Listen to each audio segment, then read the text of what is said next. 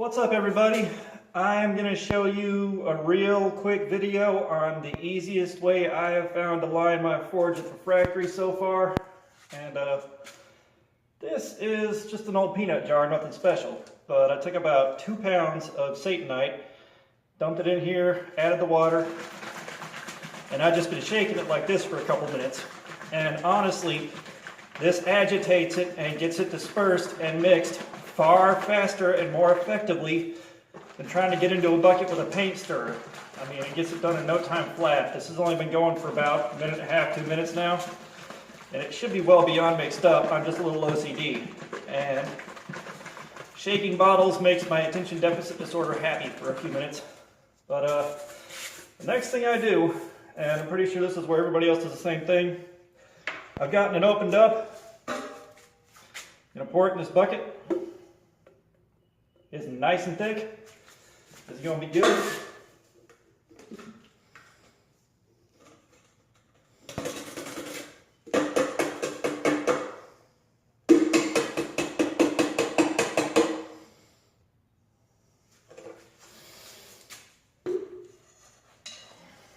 Okay, now,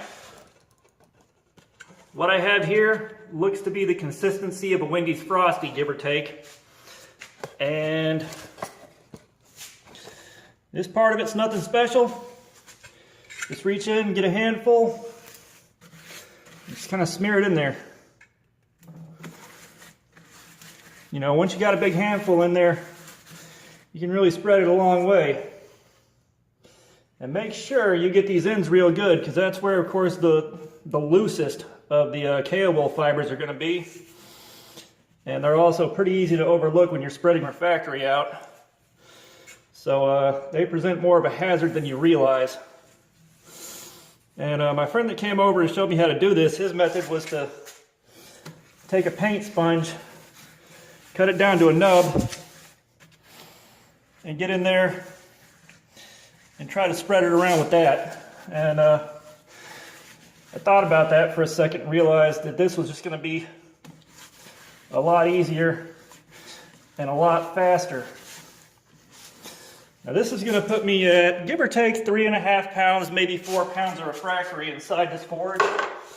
I'm not quite up to an 1/8 inch yet, but I figure another pound, pound and a half, another good lining in here, and I should be good to go.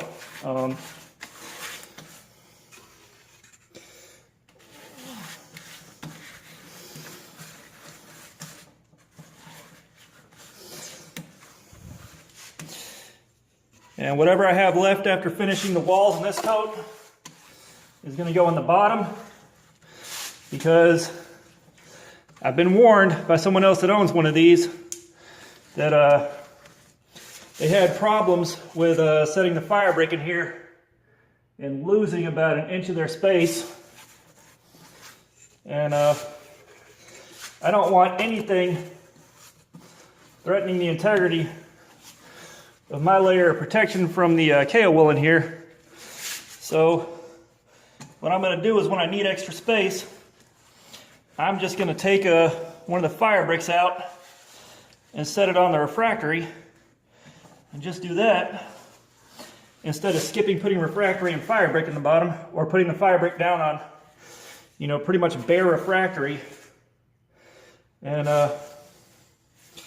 leaving that really thin layer of Refractory to break apart, and leave me inhaling exposed KO wool fibers. You know, this is the first time I've done something like this, so I'm taking my time to make sure that I'm thorough, because I don't want to deal with the long-term implications of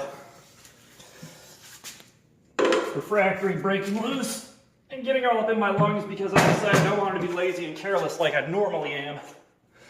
I've learned too many lessons the hard way, and you know, being that I'm a recovering addict with a lot of bad decisions in my past, I've already abused my body enough. I really do not feel like dumping even more questionable abuse on a system that's already been put through the ringer for so many years.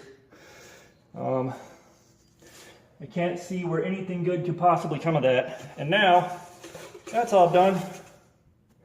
I'm just going to put whatever extra I can scrape up in the bottom here. I'm going to set this on the floor in front of my space heater. And I'm going to let it set for a good handful of hours. And that will do it for me. And I would go ahead and stop the video here, but I can't really touch the phone right now, so y'all are going to have to bear with me for the couple extra minutes on this video. And yeah, I've made a bit more of a mess on the end of the table and this floor than I'd like to. That's okay.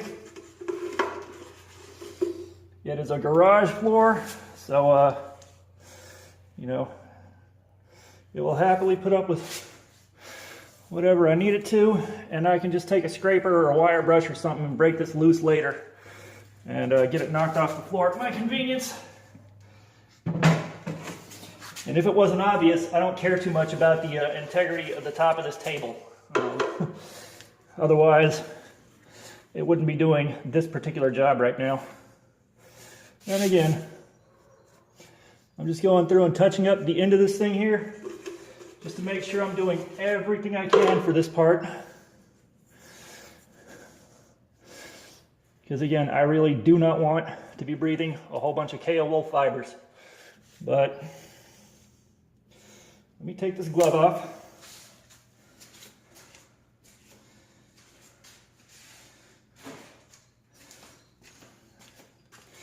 Okay, now, you know what? I'll just take the phone out of the holder. Okay, so that's what the inside of this thing looks like.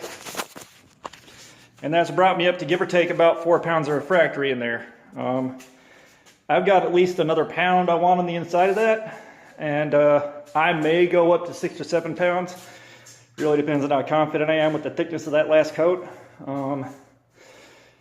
And I should have an extra 2 to 5 pounds left of refractory so that I can use that to make Hamones. Satanite refractory is the one I recently found out Walter Sorrells uses to do his Hamones. So that's good news because I'd already had 10 pounds ordered and I was waiting on trying some Hamones. Once I get some steel that's not leaf spring to work on, because if y'all don't know this, leaf spring will not show a Hamone. It will differentially heat treat very nicely and it'll make a durable blade, but you won't see it. So that's what I've got for today. Y'all have a good one. Until next time, praise the forge and pass the borax. Y'all be safe.